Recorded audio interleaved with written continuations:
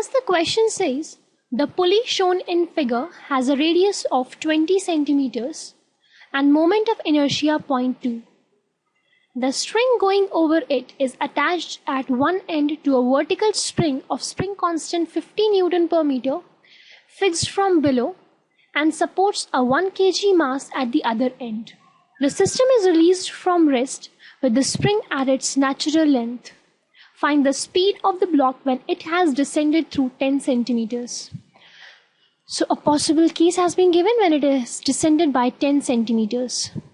Now what will be happening is, this will be extended by 10 centimeters. There will be an expansion, right? This will be accelerating because this will be going down. So this will be actually at least rotating, if not accelerating, right? So we can write it as that there will be some kinetic energy due to the rotational motion of this pulley, which will be equal to half I omega square. Now it is going down with some velocity v and it has some expansion rule. So let us introduce or apply here the energy conservation, since we need to find the velocity only, which can be easily found out by the kinetic energy of this block.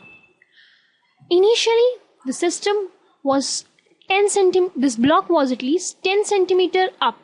So initial energy was due to the gravitational energy. If we take this as to be the reference point, then it will be mgh, where h is 10 centimeters.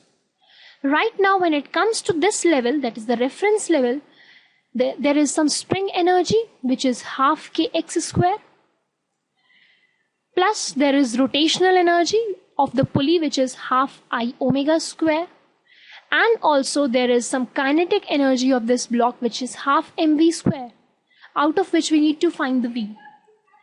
Putting the values over here, we get the m, which is 1, the g and h, which is 0.1, equal to half k, that has been given as 50, x, that is the expansion, which is 0.1 square, plus half I, that has been given as 0.2 in the question itself, omega, which is v by r, and r is 0.2, so it is v by 0.2 square, plus half m, which is again 1, into v square. Working out for v, we get it as v square equal to 1 by 4, giving us a velocity of half meter per second. We have done these type of questions in Newton's law on the previous chapters also, but the only point different over here is that there will be some rotational energy associated with this pulley. So we need to take that into consideration also.